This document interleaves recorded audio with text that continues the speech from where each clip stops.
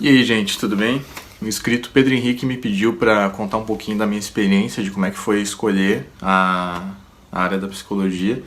E aí eu tive uma ideia de daqui a pouco fazer um vídeo para falar um pouquinho mais sobre outras coisas, até para ajudar outras pessoas que também têm interesse nessa área, mas talvez não conhecem tanto, né? A primeira coisa que a gente precisa saber, o que eu sugiro assim, né, que seja importante existem várias áreas dentro da psicologia. Muita gente pode não saber disso, né, para começar.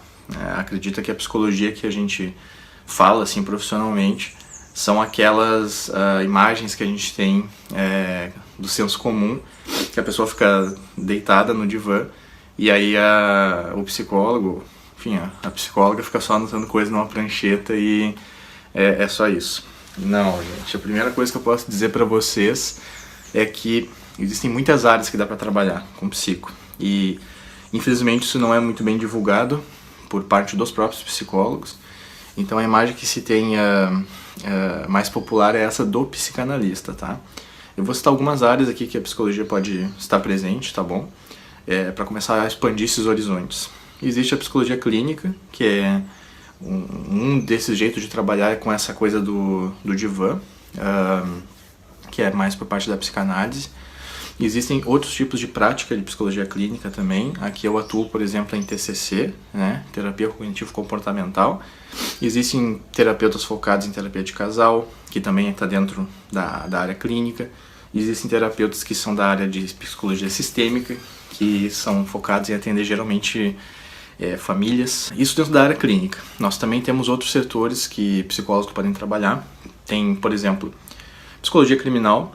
Tem psicólogos que podem trabalhar junto, atuando com a polícia, né? Seja civil, federal, aí vai depender do concurso público que a pessoa for fazer. Então ela vai atuar diretamente com um laudo psicológico, com avaliação psicológica, perfil psicológico das pessoas, vai trabalhar com isso diretamente e entra via concurso. Existe também a área da avaliação psicológica, profissionais focados somente em aplicar e corrigir testes. Por exemplo, digamos que você já ouviu falar ou já fez aquela prova do Detran, né? No Detran, quer dizer, para poder tirar sua carteira de motorista. Vai ter um teste que as pessoas gostam de chamar de psicométrico, que tem um porquê de ter esse nome, né? Mas eu não vou entrar em detalhes nesse vídeo. E que esse tipo de teste tem que ser aplicado e corrigido por psicólogos. E uma das áreas que a pessoa pode trabalhar é nessa parte da carteira de motorista. Quem trabalha com avaliação psicológica pode fazer outras coisas também. Tem, por exemplo, pessoas que são especializadas em psicologia jurídica, né? Juízes vão solicitar laudos psicológicos, dependendo do caso, e aí a pessoa ali, o profissional de psico, tem que aplicar algumas testagens, montar laudos para poder depois devolver esse material lá para o juiz ou para as autoridades competentes. É uma área que tem também. Nós também temos a psicologia escolar, que são profissionais voltados para trabalhar em ambiente de escola, geralmente ensino fundamental até ensino médio, e são focados em atender os alunos e de vez em quando conversar com a família também dos alunos. É uma área que também entra ou no setor público via concurso ou no setor privado via contratação normal. Temos também a psicologia hospitalar, que é uma parte específica da psico que trabalha justamente em hospitais, né? Vai ser o psicólogo hospitalar, ele tem outros tipos de funções no seu trabalho. Então, assim, pessoal, dito isso daí, a gente abriu um leque de uma série de coisas, né? Eu citei algumas áreas só aqui que a gente pode trabalhar.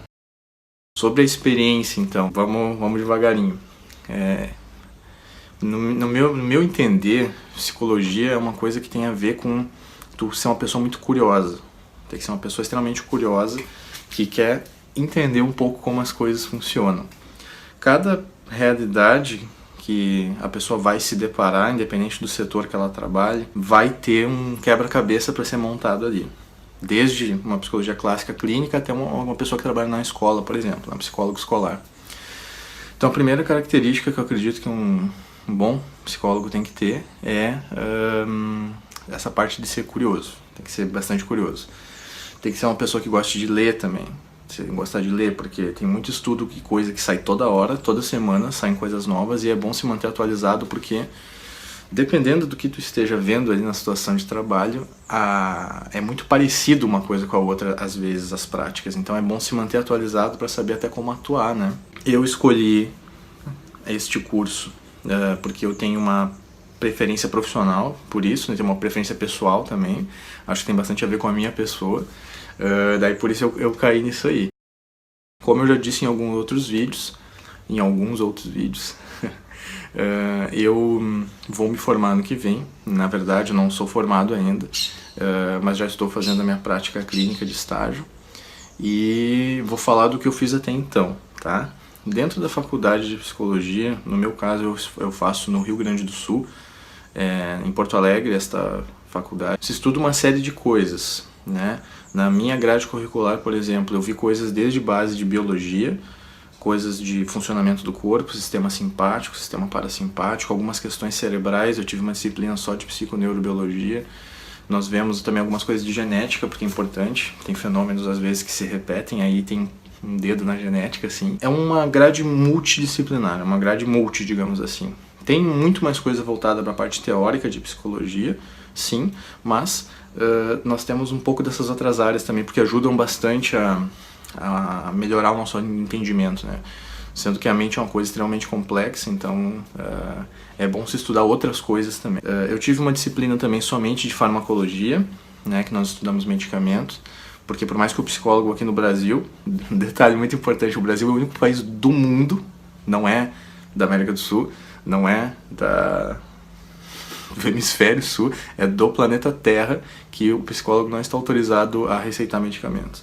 Sabe-se lá Deus por quê, mas é assim, tá bom? Mas da mesma forma, então, nós tivemos uma disciplina só sobre farmacologia, para poder compreender um pouco essas nomenclaturas e entender até, inclusive, como uma pessoa pode ficar durante a sua terapia, se tiver sob uma medicação, por exemplo. É importante que o psicólogo entenda isso daí. As pessoas nunca tomaram tanto remédio aí nos últimos tempos agora em função de questões mentais quanto nos últimos anos. Então é importante se informar disso. Sobre as coisas da psico que a gente estudou, então.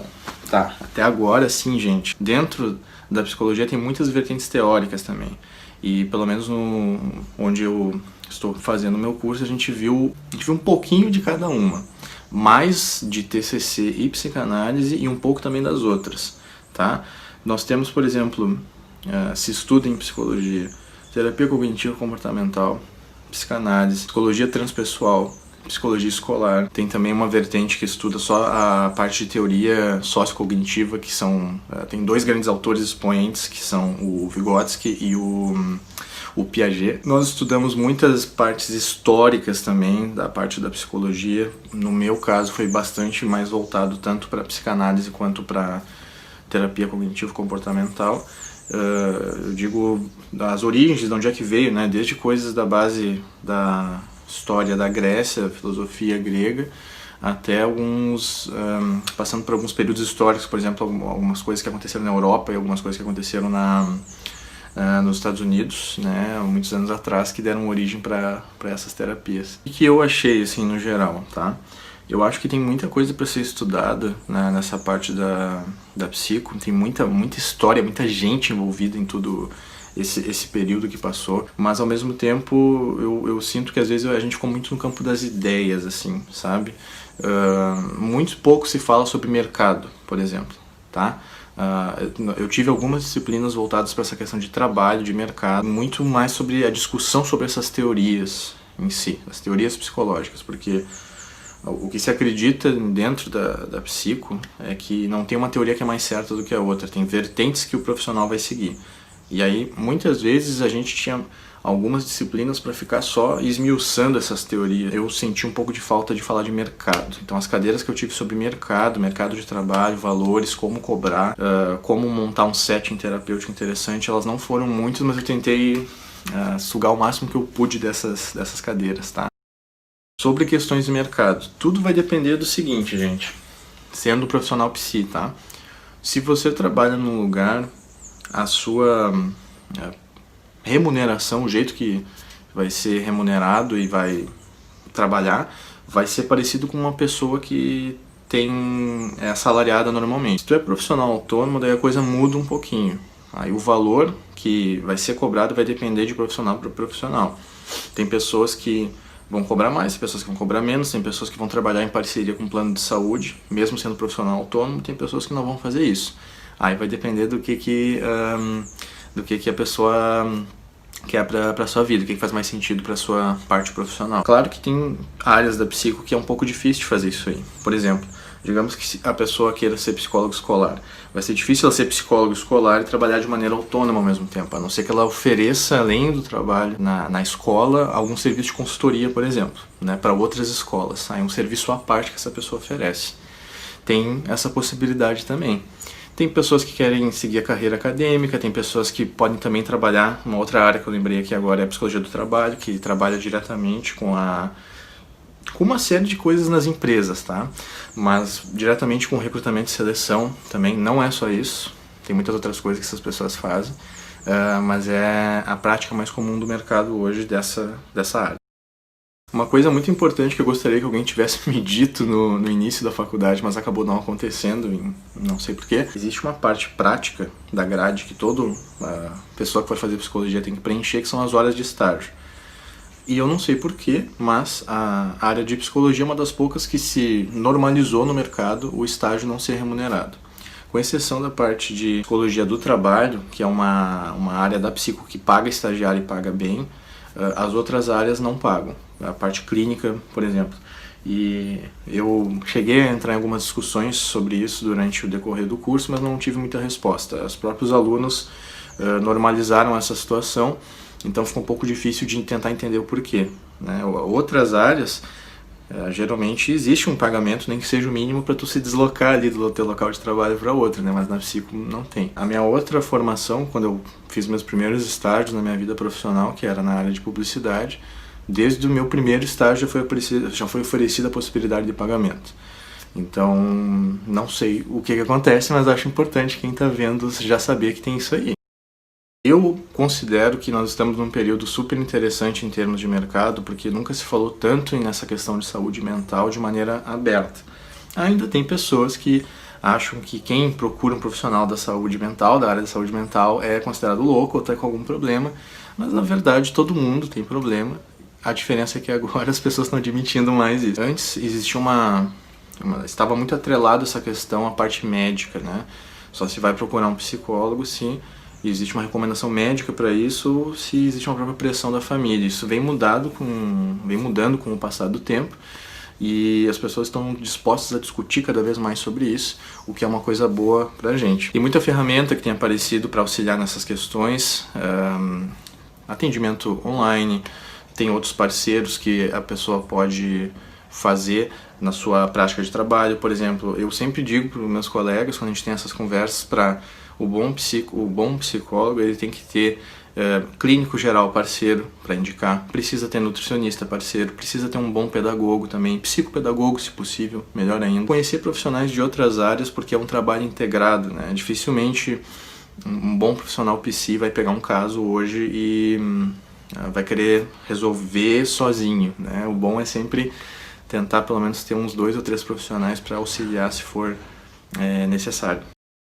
E uma última dica, mais importante, não vão fazer o curso de psicologia achando que é tipo uma terapia. Não é. O curso não é para isso. Tem muita gente que acaba caindo nessa, começa a dar muito exemplo pessoal às vezes sobre coisas que não tem nada a ver com o que está sendo dito ali em aula, e aí vê que não é bem não é bem esse o intuito ali do negócio, sabe? Recomenda-se que recomenda-se que todo mundo faça terapia, né? Mas se esse é o teu objetivo ao procurar o curso de psicologia, não vai valer a pena, vai perder tempo. Pensando aqui se eu esqueci alguma coisa, mas acho que eu já falei até demais, na real. É que é muita coisa, gente. É difícil, assim, focar só num assunto. Eu tentei pegar coisas gerais pra... imaginando uma pessoa que não conhece absolutamente nada do que é uma faculdade de psicologia e tá pensando em fazer. Se surgir alguma outra dúvida, se quiserem saber mais alguma coisa, no que eu puder auxiliar, com certeza... estou me disponibilizando, né? Aí deixa nos comentários que se precisar a gente faz um segundo vídeo, tá bom? Então tá, até a próxima.